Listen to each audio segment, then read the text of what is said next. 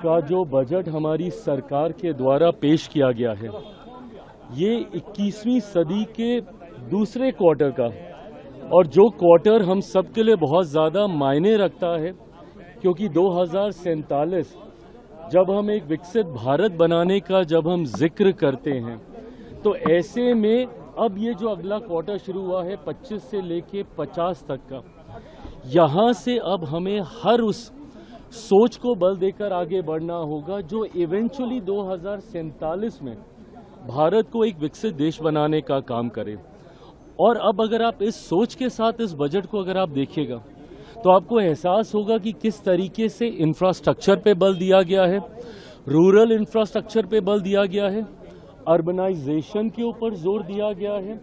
गांव शहर की दूरी को कम करने का इसमें प्रयास किया गया है, आत्मनिर्भरता पे बल दिया गया है, मैन्युफैक्चरिंग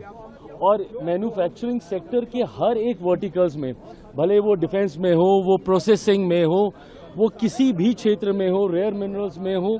हर क्षेत्र में जिस तरीके से आत्मनिर्भरता को कुंजी बनाकर इस बजट में उस व्यवस्था को और ज़्यादा मजबूत करने का प्रयास किया गया है।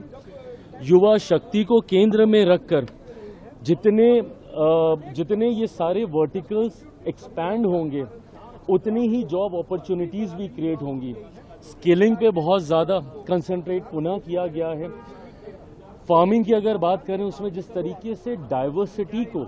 एक्नॉलेज किया गया है, नहीं तो आप उसी को एक ही उत्पादन बार बार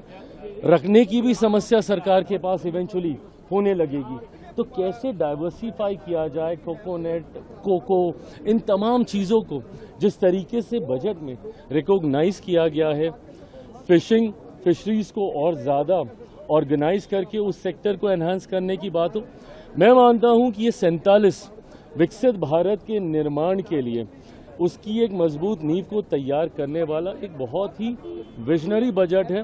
और इसकी खासियत ये भी है कि 9वीं बार वित्त मंत्री जी ने इस बजट को पेश किया है। खासियत तो ये है कि उन्होंने 9वीं बार किया है, बट एक ही प्रधानमंत्री के अंदर उन्होंने 9वीं बार किया है। ये कंटिन्यूटी दिखाता है, स्टेबिलिटी दिखाता है सरकार की सोच में, सरकार की नीतियों में, जो कहीं ना कहीं वैश्विक स्तर पर भी हमारी पहचान को मजबूत करता है। इंपोर्ट एक्सपोर्ट्स को हम लोगों ने मजबूती देने की इसमें बात की है, और ईज ऑफ बिजनेस के साथ साथ ईज ऑफ लिविंग पे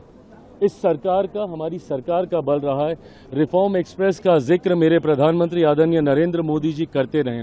और रिफॉर्म्स के माध्यम से जितना सरलीकरण हो सकता है सिस्टम का, वो करने का प्रयास किया। आज के बजट में भी आप देखें, जिस तरीके से पहले के बजट और आज के बजट में समझने के लिए ज़्यादा था, चीज़ें ज़्यादा समझ में आ रही थी, पार्ट ए पार्ट बी, जिसका जिक्र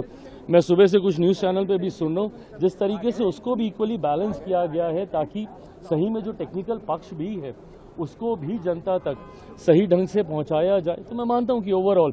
ये 2047 को मद्देनज़र रखते हुए इस बजट को तैयार किया गया, और इसके लिए मैं मेरी तरफ से, मेरी पार्टी की तरफ से माननीय वित्त मंत्री साहिबा का दिल से आभार प्रकट करता हूँ। आपके राज्य की खबरें, आपके शहर की खबरें सबसे पहले जानने के लिए देखते रहें अमर उजाला। चैनल को सब्सक्राइब जरूर कर लें और पाएं हर अपडेट।